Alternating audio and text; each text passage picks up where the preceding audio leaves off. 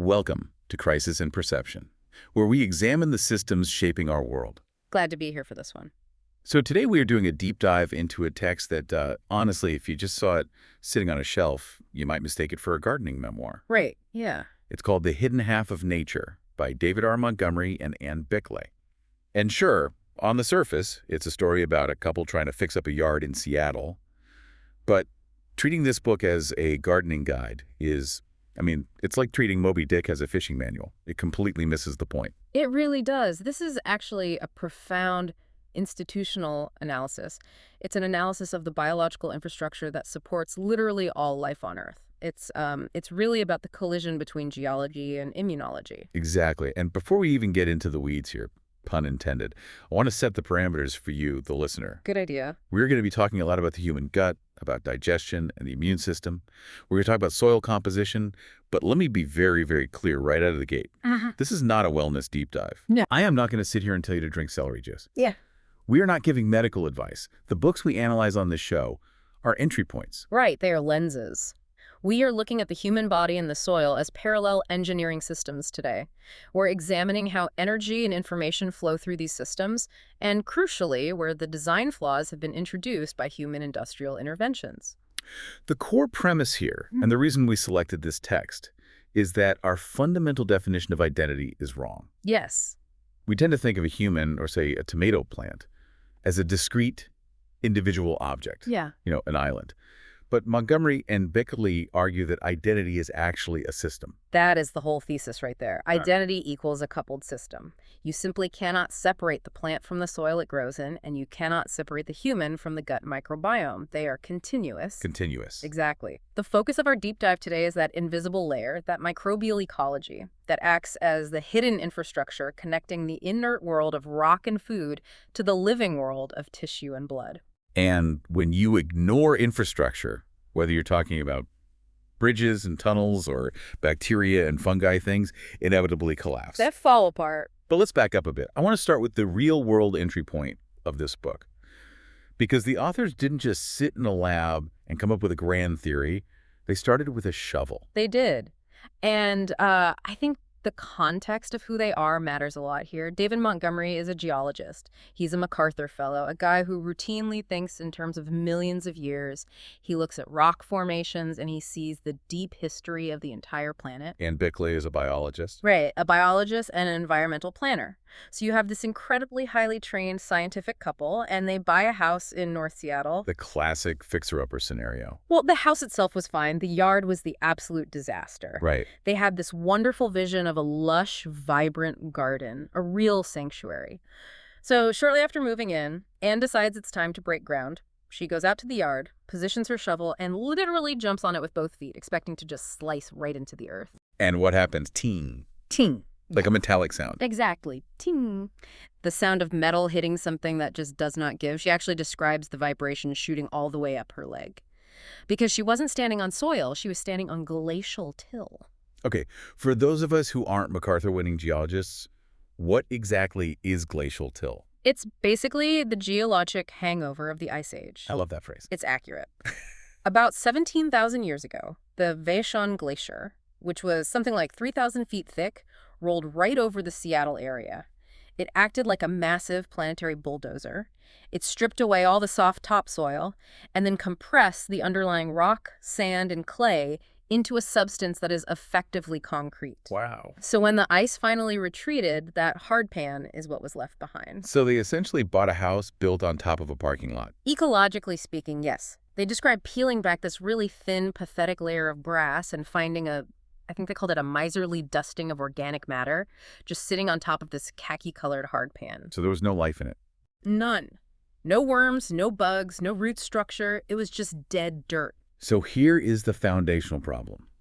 You have the hardware. You have the minerals, the sand, the clay locked in that hardpan. But the software, the biological operating system to run it, is completely missing. That's a great way to put it. Now, normally, a homeowner in this exact situation heads straight to the big box home improvement store, buys 10 heavy bags of chemical fertilizer, and essentially forces the grass to grow through chemical sheer will. which is the standard industrial solution we've all been taught. But Anne, coming at this as a biologist, had a totally different intuition.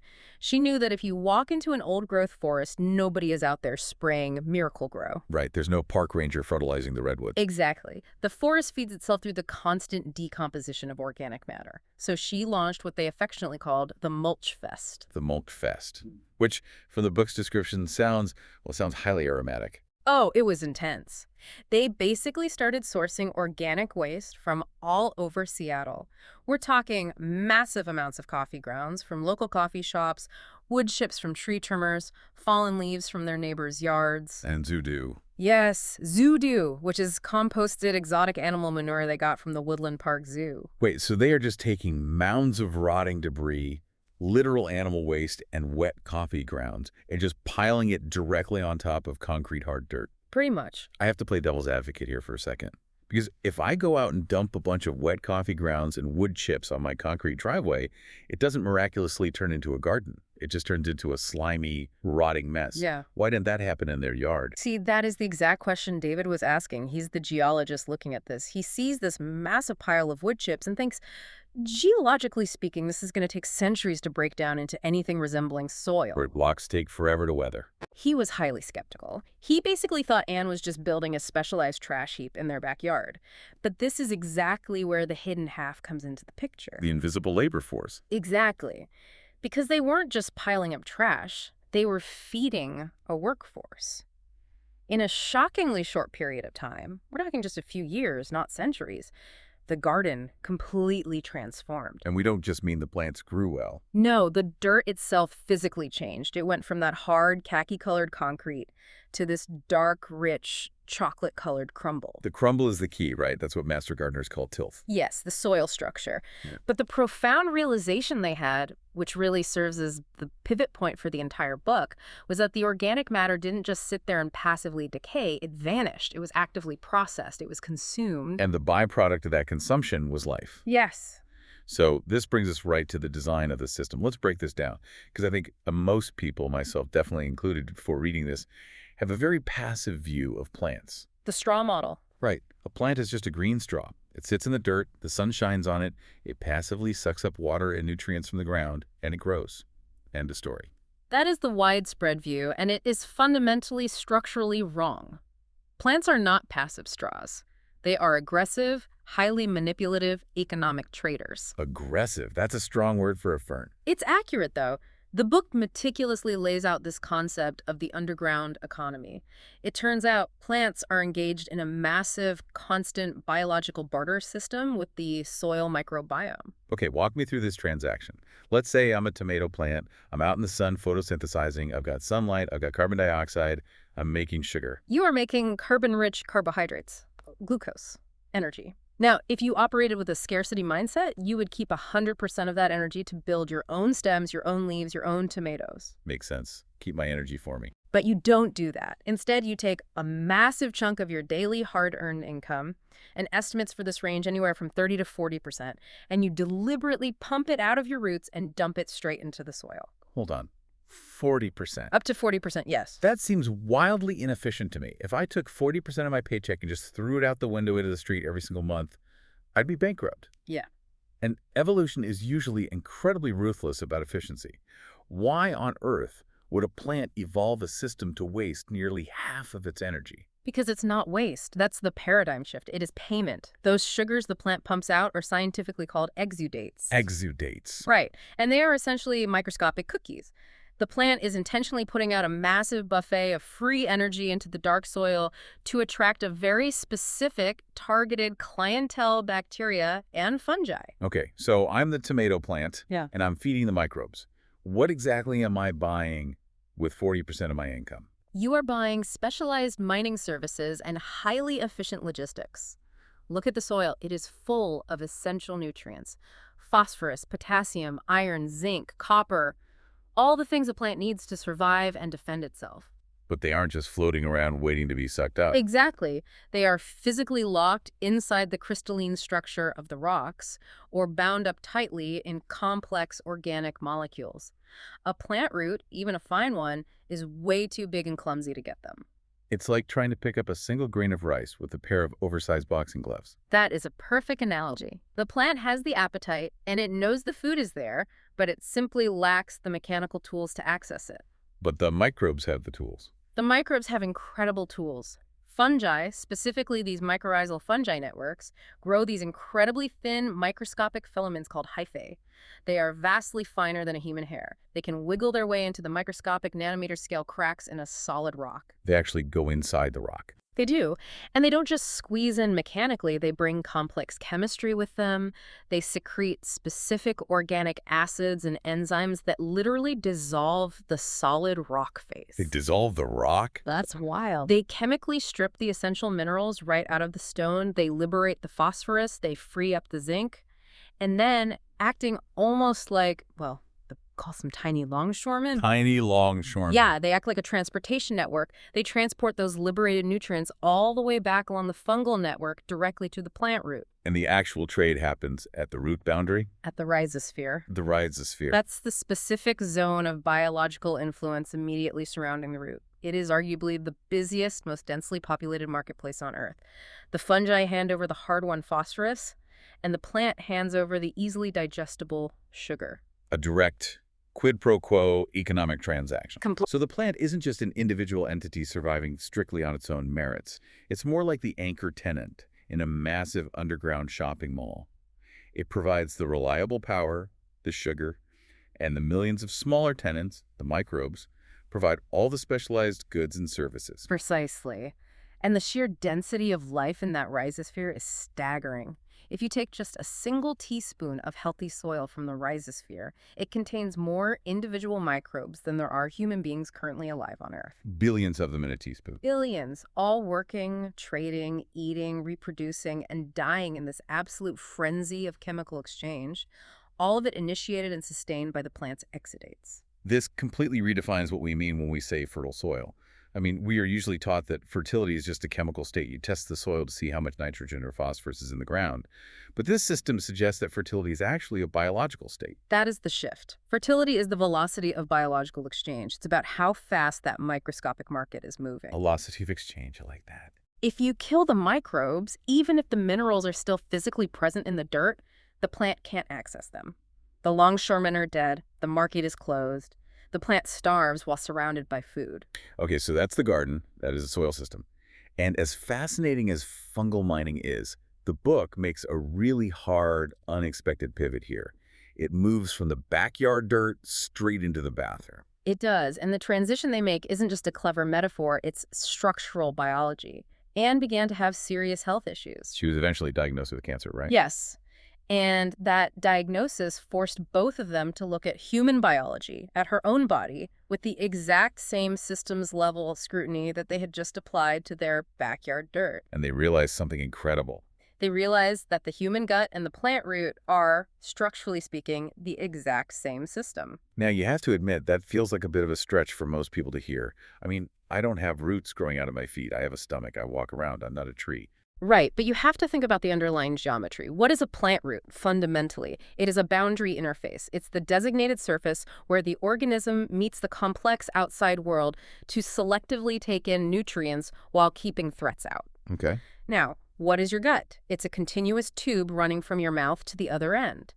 Topologically, biologically speaking, the food inside your stomach and your intestines is still technically outside of your body until it physically crosses that gut lining and enters your bloodstream. Okay, that is a bizarre way to think about it, but it makes perfect sense. Yeah. It's an internal tunnel of the outside world. Exactly. It's an internal root system. And just like the plant root, your gut lining needs a massive amount of surface area to absorb all those nutrients efficiently. Right, all the folds. If you were to magically flatten out the entire lining of the average human colon, with all of its microscopic folds, the villi, the microvilli, it would cover a full-size tennis court. Inside of us. Inside of you. It is a massive, incredibly dense internal root system. And do we have the same kind of barter system happening on our tennis court? We do. In fact, we even have our own version of those plant exudates. We just call them something else in human nutrition. What do we call them? We call them fiber. Fiber? You mean the boring stuff in the bran flakes or the kale salad that we were constantly told to eat just to, keep things moving? Yes, but that is the superficial, purely mechanical view of fiber. This idea that it's just a rough biological broom whose only job is to sweep out the intestinal pipes. But when you look at it through this systems view, fiber isn't a broom. Fiber is food. But we can't digest it. Right, exactly. We, as human beings, lack the specific digestive enzymes to break down complex plant fibers. We cannot extract calories from it. So when you eat a really high fiber diet, you are passing that complex energy straight through your stomach and small intestine, untouched, right down to your colon. Just like the plant actively pumping 40% of its hard-earned sugar down into the dark soil, I'm sending the fiber down to the underground economy inside my own gut. That is exactly what you are doing. You are feeding your internal livestock. Your highly specialized gut microbiome ferments that plant fiber. And in return for that food, they don't give us zinc or phosphorus like the soil fungi do. What do they give us? They give us critical biochemical metabolites. Specifically, they produce things called short-chain fatty acids, or SCFAs. The most famous one is called butyrate. Butyrate. I've actually heard this mentioned a lot lately in longevity and biohacking circles. Why is butyrate so important? Because butyrate is the primary fuel source for the actual cells that line your colon. It reduces local inflammation, it regulates your overall metabolism. So they are feeding the wall that keeps them contained. Exactly. But it goes beyond that. These microbes also synthesize essential vitamins that the human body cannot make on its own, like vitamin K and certain B vitamins, including B12. They actively modulate our hormones. So just like the plant trading sugar for phosphorus, we trade our undigested fiber for metabolic regulation and chemical stability. So if I stop eating fiber, If you stop eating fiber, you start paying the workforce. And if you stop paying the workforce, they don't just pack up and leave, they get hungry. uh-oh. And if there is no fiber coming down the pipe for them to ferment, some of those microbes can actually switch their food source. They will start grazing on the delicate mucus layer that protects your gut lining. They start eating the house. They literally eat the protective barrier that keeps them out of your bloodstream. And when that barrier thins out, you get increased intestinal permeability. Which is commonly called leaky gut. Right. Leaky gut, which triggers a massive cascade of systemic issues. That is a genuinely terrifying image.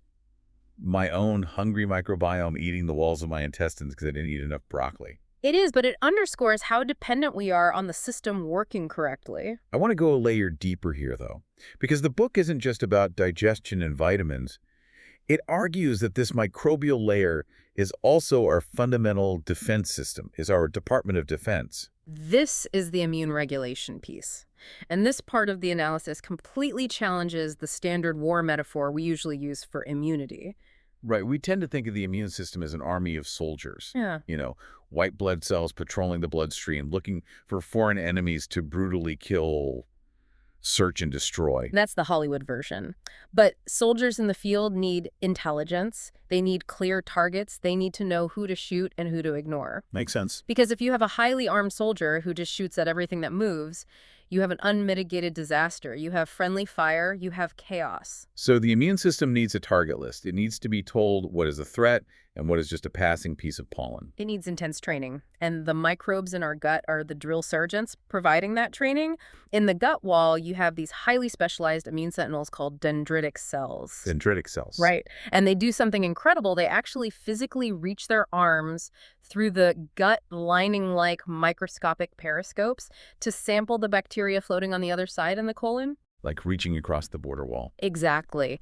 They take a chemical snapshot of a bacterium, pull that information back inside the body, and present it to the immune system's T cells. They're checking ID cards at the club. That's exactly what they are doing. And the beneficial microbes, the so-called old friends that we have co-evolved with for millions of years, they send specific chemical signals that tell the immune system, hey, I'm cool.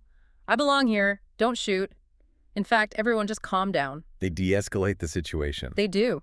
They stimulate the immune system to produce a specific type of cell called T regulatory cells, or Tregs. Tregs, the peacekeepers. The peacekeepers. Their entire biological job is to tell the rest of the aggressive immune system to stand down, to prevent runaway inflammation, to stop the body from furiously attacking harmless things in the environment. Things like tree pollen or peanut protein or, God forbid, its own tissue. Exactly. So without those beneficial microbes constantly sending those calming signals, Without the microbes, you have no peacekeepers. You have a heavily militarized police force with no chain of command and extremely high anxiety. The whole system becomes trigger happy, starts shooting at shadows. It starts attacking everything. And this is the structural explanation the authors provide for the massive explosion we are seeing in allergies and autoimmune diseases in the modern world. Yes. It's fundamentally an information failure. The immune system isn't broken or weak. It's uninformed. It's uncalibrated.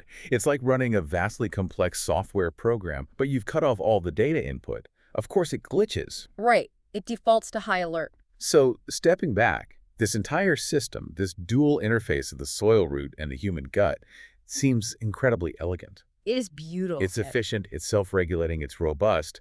Yeah. As you said, it evolved over hundreds of millions of years. Yeah. So the obvious, glaring question for us today is, how on earth did we manage to break it so thoroughly in just the last century? We broke it because we mistook the map for the territory. This brings us right into the incentives part of the systems analysis. To understand how we broke it, we have to look closely at the history of science. The historical fork in the road. Exactly.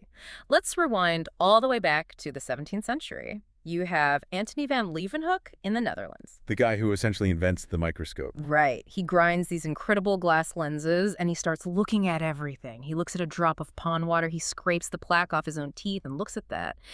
And what does he see? He sees a universe of life. He famously calls them wee beasties. Wee beasties. He is absolutely amazed. He perceives this microscopic world with pure wonder, but, and this is the catch, he is purely an observer. He has absolutely no idea what these beasties actually do. Right. So fast forward a couple hundred years to the late 19th century. The tone in science changes dramatically. Drastically. Now you have the era of Louis Pasteur and Robert Koch. And the context of their time is absolutely critical to understand their incentives. Because people are dying. People are dying in droves. Tuberculosis, cholera, anthrax. The rapidly growing industrial cities are literal cesspools. The leading cause of death on the planet is acute infectious disease. So Pasteur and Koch aren't looking through their microscopes for wonder. They aren't looking for wee beasties. They're looking for killers. They are hunting murderers, and they find them. Through rigorous work, they establish the germ theory of disease. They decisively prove that specific identifiable microbes cause specific deadly diseases. Koch's postulates. Which was, objectively, a massive, unprecedented triumph for humanity. It saved tens of millions of lives. Absolutely. We cannot understate how important germ theory was. But, and this is the systems trap, it rigidly set a narrative. It set the institutional narrative for the entire 20th century. Microbes are enemies. Germs are uniformly bad. Sterility is the ultimate definition of health. The primary goal of modern medicine, and very soon after modern agriculture, became the total scorched earth eradication of the microbial world. That became the default setting for civilization. But wait, why didn't they see the good microbes? Leeuwenhoek saw them in the plaque on his teeth.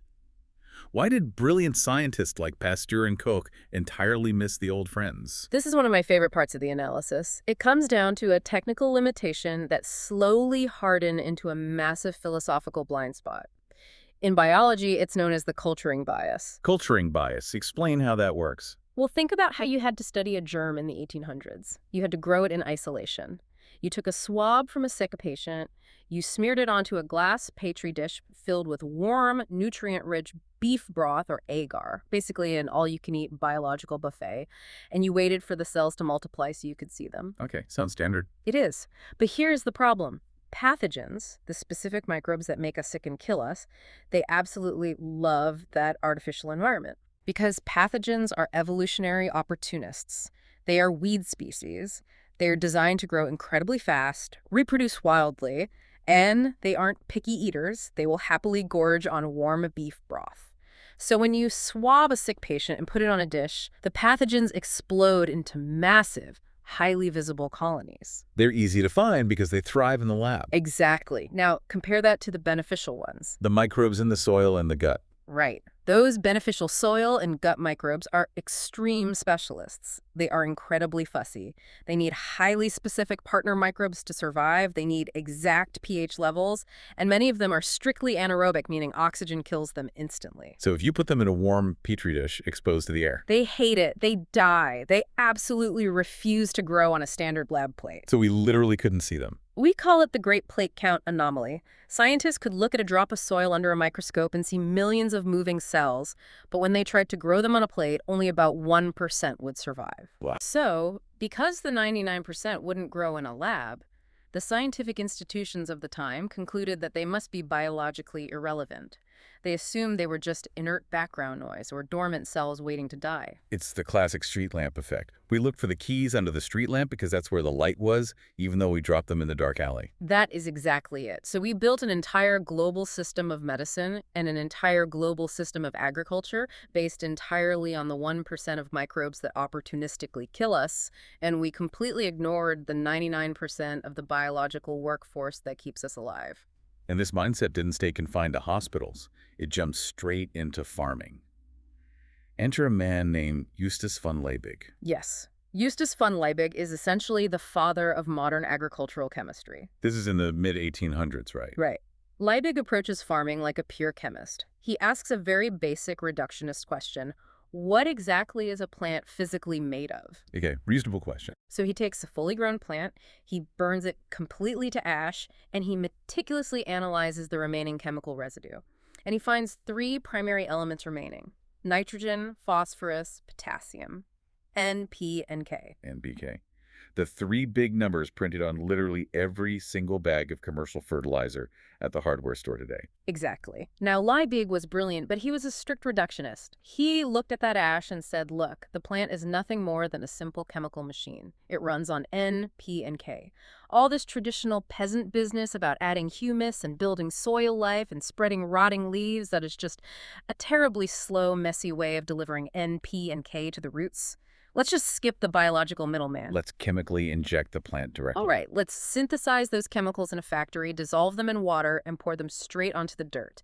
And here is the profound trap of that system. It works. It worked. It absolutely works in the short term. If you take a stunted, struggling corn stalk and you dump a load of highly soluble synthetic nitrogen on it, it turns vibrantly green and shoots up toward the sky in a matter of days. You get a massive immediate yield of crop biomass. Okay, so if it works, what's the problem? If I get more corn per acre, I get more corn. That feeds more people. The problem is what the book calls the couch potato effect. The couch potato plant. Yes. Remember that complex barter system we talked about? Where the plant gives away 40% of its sugar to the fungi. Right. The plant only gives away that incredibly valuable sugar because it desperately needs the microbes to mine the minerals for it. But what happens if you suddenly flood the soil with free, highly soluble synthetic nitrogen and phosphorus from a factory? Oh. The plant doesn't need to work for it anymore. It just drinks it up. Exactly. The plant becomes incredibly lazy. It wins the chemical lottery. So it quits its job. It stops exuding sugar. It completely shuts down the supply line to the rhizosphere. Why in the world would the plant expend 40% of its energy paying the fungal miners if the human farmer is dumping free food right on top of its head? It wouldn't. So the plant stops feeding the soil, which means the microbial community starves. The microbial community collapses. The fungal miners die off. The microscopic longshoremen leave. And crucially, this is the fatal flaw, the palace guard leaves. The palace guard. The dense layer of beneficial microbes that physically protected the root from invading soil pathogens. They were living on the root, eating the sugar, and crowding out the bad guys.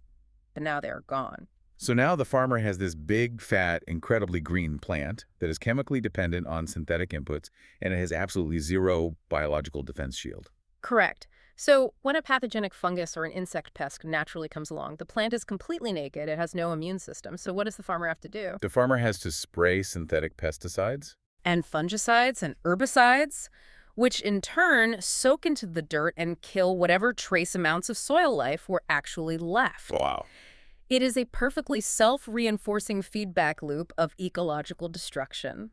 Over the course of a century, we methodically replaced a resilient biological partnership with a highly fragile chemical dependency. And the truly chilling part of this book is the realization that we did the exact same thing to ourselves. Parallel tracks, entirely parallel. In the 20th century, we discover antibiotics, which, again, absolute miracle of science. Penicillin changed the course of human history. Undeniably. But antibiotics, particularly broad-spectrum antibiotics, are the medical equivalent of agricultural pesticides. They are carpet bombs. They are. When you swallow an antibiotic for a sinus infection, that pill does not know the difference between the pathogen causing your sinus pressure and the peacekeeper microbe in your gut regulating your immune system. It indiscriminately wipes out the entire ecology. And at the exact same time we started carpet bombing our internal ecosystem, the global food system radically changed. Right. We aggressively moved to industrial food processing. The market incentives heavily rewarded shelf life. You want to manufacture a cracker that can sit in a cardboard box in a warehouse for 6 months without going bad. And what makes real food spoil? Nutrients, healthy fats, and complex biology. So food scientists figured out how to strip them out. We chemically refine the food and remove the fiber, the exact complex material our gut microbes evolved to eat. Exactly. So look at the combined systemic effect. We abruptly stopped feeding our internal ecosystem the fiber it needs to survive, and simultaneously we began periodically nuking it from orbit with antibiotics. We created a human version of the couch potato plant. Yes. We built human bodies that are loaded with easy calories, full of mass, but biologically hollowed out and incredibly fragile. This naturally leads us to the outcomes of these systems. We've changed the rules of the game, but we can't cheat biology forever. What are the predictable downstream results of this century-long experiment? The results are highly measurable, and they are alarming. Let's look at the soil first. In agricultural outcomes, we are seeing a massive phenomenon known as the dilution effect. The dilution effect. Yeah. Now, I've seen the clickbait headlines about this idea that our food is somehow less nutritious today than it was 50 years ago. Is that actually real data? It is very real, heavily documented data. Long-term studies show significant, steady declines in essential minerals like calcium, iron, zinc, and copper in commercial fruits, vegetables, and grains over the last half-century. But how does that physically happen? I mean, if the modern industrial plant is growing bigger and faster than ever, shouldn't it inherently have more nutrients in it? No. Because of the exact mechanism we just discussed. The synthetic NPK fertilizer forces the plant to rapidly build simple carbohydrates. It builds massive structural volume biomass. Okay. But because the intricate fungal mining network in the soil is dead, the plant is physically incapable of pulling up the complex trace micronutrients required to match that rapid carbohydrate growth. So the trace minerals are stretched thin across a much larger physical structure. Exactly. It is biologically diluted. You are eating a visually perfect, massive apple from the supermarket, but it has drastically less zinc and iron per bite than a much smaller, uglier apple grown in living soil back in 1940. We are eating empty calories in the most literal biological sense of the word. We are experiencing epidemic levels of hidden hunger. You can be clinically obese from caloric excess and severely malnourished at the exact same time because your primary food supply is chemically hollow. What are the outcomes on the human side of the equation? We talked earlier about the immune system losing its peacekeepers and getting trigger happy. The overarching outcome is chronic, low-grade inflammation. This is arguably the defining health crisis of the modern industrialized world. Because we swap the diseases we face. Right. We largely defeated acute death things like dying from an infected scratch or cholera, but we swapped it for a massive burden of chronic, lifelong suffering. And the mechanism driving that chronic suffering is the missing microbes. The old friends are gone. We have hyper-sterilized our daily environment. We obsessively use antibacterial soap. We eat sterile, highly processed food from plastic wrappers. We take multiple courses of antibiotics throughout our childhoods. So the immune system never goes to boot camp. It never meets its ancient sparring partners. It never learns the critical biological lesson of tolerance. And so we get the cytokine storms, we get the overreactions. We get chronic inflammation. The immune system is constantly, subtly simmering on high alert, and medical science is increasingly linking that invisible chronic low-grade inflammation as the primary driver behind heart disease, type 2 diabetes, clinical depression, Alzheimer's, and even many forms of cancer. Because we completely disrupted the regulatory infrastructure, our own internal environment. We tore down the load-bearing walls of our biology and expected the house to stand. It's a pretty devastating picture when you lay it all out like that. And honestly, it seems so painfully obvious once you analyze it systemically. So this brings us to the persistence aspect of the show. Why on earth does this destructive trajectory continue? If the science is clear, why aren't we fixing this immediately on a global scale? Because there are massive structural forces locking this trajectory in place. The first and most stubborn factor is simply visibility. Out of sight, out of mind. Exactly. We're highly visual primates. We react to what we can see. We walk into the field, we see the yellowing corn leaf, so we spray it with chemicals. We look in the mirror, we see the skin rash, so we apply steroid cream. We constantly treat the surface symptom because the symptom is visible. Right. But the microbial dysbiosis, the actual foundational root cause of the yellow leaf or the rash, is microscopic. It is invisible to the naked eye. It requires a significant conceptual leap to invest time and money into treating an infrastructure you can't even see. We're constantly reacting to the smoke, but we ignore the fire burning in the walls. And the second major structural factor keeping this in place is delayed feedback loops. The time lag between action and consequence. Yes, human brains and human markets are notoriously terrible at solving problems where the cause and the effect are separated by long periods of time. Think about agriculture. If a farmer uses synthetic nitrogen fertilizer today, their field turns miraculously green in 3 days. Immediate, massive positive reinforcement. A huge dopamine hit, and an immediate financial payout at harvest. But the slow death of the soil carbon sponge, that takes 10, maybe 20 years to fully manifest. And in medicine. Same thing. If I take a powerful antibiotic for an infection, my fever breaks and I feel better tomorrow. The doctor feels like a hero. But the drastically increased risk of developing an autoimmune disease or metabolic disorder because my gut was wiped out, that slowly develops over the next decade. The structural incentives overwhelmingly reward the short-term output, the crop yield, the quick cure over long-term ecological resilience. There is absolutely no immediate market signal or price premium for things like long-term soil, carbon stability, or robust gut barrier integrity. The market only screams when the entire system completely collapses. And by then, it's a full-blown crisis. By then, the patient is in the ICU with chronic disease, or the family farm has turned to dust and gone bankrupt. There is also one more element keeping this going, which is the issue of institutional siloing. We touched on this in the very beginning when we introduced the authors. Right. Think about who wrote this. Montgomery is a geologist studying rocks. Biklé is a biologist studying public health. In the traditional academic and professional world, those two departments are housed in completely different buildings on campus. They literally do not speak to each other. Modern agriculture is treated as one massive, distinct industry. Human medicine is a completely separate industry. Nutrition and dietetics is a third. We have aggressively partitioned the natural world into these neat, highly specialized little academic boxes. But nature doesn't have boxes. No. Nature is continuous. A nitrogen atom does not care whether it's currently residing in the soil matrix, inside the corn kernel, or passing through the human colon. It freely flows across boundaries. But our institutions treat the human gut as an isolated plumbing tube, and they treat the farm field as an isolated, open-air chemistry factory. And you simply cannot solve a deeply interconnected systems problem using heavily siloed, reductionist thinking. Okay. We have diagnosed the disease here. We've looked deep into the broken infrastructure. But as our listeners know, we don't like to end on despair, because the final part of this book is actually a profound story of recovery. Nature, it turns out, is incredibly forgiving. It is remarkably beautifully resilient, and that brings us to the interconnection piece of this deep dive. The reality is, we can turn this entire ship around. Let's go back to the author's garden in Seattle. They started with dead dirt. Glacial till. Did it stay dead forever? No. Once they launched the mulch fest, once they made the decision to actively restore the continuous flow of carbon back into the system, the underground ecosystem repaired itself. And it happened fast. Astoundingly fast. Wow. Within just a few growing seasons, the soil life completely rebounded, and the downstream effects of that biological return were cascading.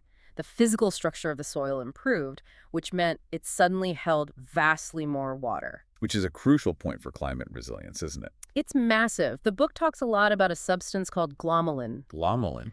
It's an incredibly sticky protein made exclusively by mycorrhizal fungi. It acts exactly like biological superglue. It actively binds loose soil particles together into small, stable clumps called aggregates. And those aggregates change the physics of the soil. They turn flat dirt into a massive, porous sponge. That biological sponge structure physically prevents topsoil runoff during massive rainstorms, and it expertly holds onto deep moisture during severe droughts. So by simply restoring the invisible microbes, you are literally repairing the local water cycle. And the global carbon cycle. Living, breathing, biologically active soil actively sequesters atmospheric carbon. Dead, chemically burned soil continuously releases it. If we fundamentally shifted our incentives and restored the world's agricultural soils, we could pull massive world-changing amounts of legacy CO2 right out of the atmosphere. And what about the human body? Are we doomed to chronic inflammation, or can we, mulch our own gut? Well, we absolutely can't. The operating principle for human recovery is simple. Stop bombing the city, start starving your enemies, and actively feed your friends. This is where we need to get past the surface-level hype of just swallowing a probiotic pill every morning. Exactly. Taking a standard probiotic pill into a highly degraded gut is like throwing a handful of expensive grass seeds onto a hot asphalt parking lot. If the underlying environment is hostile and dead, those transient microbes won't stick around. You need to provide the environment. You need the fertilizer. You need prebiotics. You need complex, highly diverse plant fibers, real whole foods. If you consistently flood your digestive system with a wide variety of plant fiber, you exert immense evolutionary pressure that selects for the beneficial microbes. And they respond to that food. They rapidly multiply. They aggressively outcompete and crowd out the pathogenic bacteria. They ramp up production of that crucial butyrate that physically heals and thickens the gut lining. And they send the signals to calm the immune system. They bring the peacekeepers back online. So the process of physical recovery is largely passive. We don't have to genetically engineer some super bacteria. We just have to provide the raw materials and get out of the way. We have to restore the fundamental conditions for health. We have to definitively stop waging a chemical war against the invisible world and start intelligently managing our shared ecosystem. This brings me to the absolute core of our show. We've looked at the soil, we've mapped the gut, we've traced the history from Leeuwenhoek to the Ouija, we've seen the outcomes and the systemic incentives. So what is the crisis in perception here? The profound crisis in perception is that we have collectively mistaken chemistry for biology. Unpack that for us. We have been culturally conditioned to perceive health, fertility, and resilience as a simple checklist of isolated chemical ingredients. We fundamentally believe that if we just dump enough synthetic nitrogen onto a field, the soil is healthy. We believe that if we just swallow enough isolated synthetic vitamins in a pill, the human body is healthy. We treat the living natural world as if it were just a bucket of inert plastic Lego bricks that we can endlessly assemble and disassemble with brute force chemistry. But the world is not a bucket of Legos. No, it is a dense, pulsating, infinitely complex living network. The crisis is that our reductionist worldview has entirely obscured the structural foundation of life on Earth, the microbial infrastructure. This invisible microscopic layer is the literal biological bridge between the dead inert world of rock and the vibrant living world of plants and humans. It is the unpaid labor force that makes higher biological existence possible. And so, our surface-level interpretation of the world, looking only at the greenness of a corn leaf or the sterile cleanliness of a kitchen counter, completely fails us because it actively ignores the foundation. When we forcefully bypass complex biology with cheap short-term chemistry, we don't create strength. We create massive hidden fragility. We engineer highly optimized, profitable systems that look incredibly strong on the surface, but are actually teetering on the verge of total systemic collapse. So applying a true systems-level analysis to this problem restores our visibility. It absolutely does. It forces us to look past the surface and truly see the invisible. It forces our institutions to finally value the essential labor of the microbiome, not as a terrifying germ to be relentlessly sterilized and killed, but as an essential, non-negotiable economic and structural partner. Because we are not islands. We are not solitary individuals bravely fighting a hostile, dirty world. We are walking, talking ecosystems. We are deeply nested within larger terrestrial ecosystems. And our long-term survival as a species depends entirely on how well we feed, protect, and respect our microscopic partners. That is a fundamental paradigm-shifting realization. It completely changes how you look at a basic plate of food. Yeah. It changes how you look at a weed growing in the cracks of the driveway. It really does. It requires us to finally move out of the arrogant age of chemistry and step humbly back into the age of biology. And frankly, considering the outcomes we're seeing, it's about time. I think that is the perfect definitive place to land this deep dive. It's not just a story about backyard gardening in Seattle. It's a blueprint for how we physically exist in the world. Feed your friends. Crisis in Perception examines how systems shape belief and how better tools help us see clearly. This project is free and publicly accessible. If you'd like to support the time, tools, and research behind Crisis in Perception, you can become a supporter on Patreon. For a shorter visual overview of this topic, see the mini explainer link in the description. If you enjoy this kind of systems-level analysis, please like, subscribe, and comment with books or topics you'd like us to explore next.